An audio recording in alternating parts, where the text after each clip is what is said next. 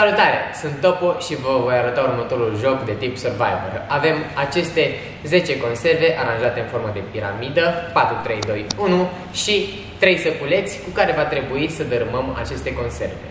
Bun, jocul poate fi jucat atât în echipă, avem un coechipier în spatele mesei care ne va arunca săpuleți înapoi pentru a dărâma cât mai repede, cât și individual, doar pentru a dărâma de plăcere această piramidă cu conserve.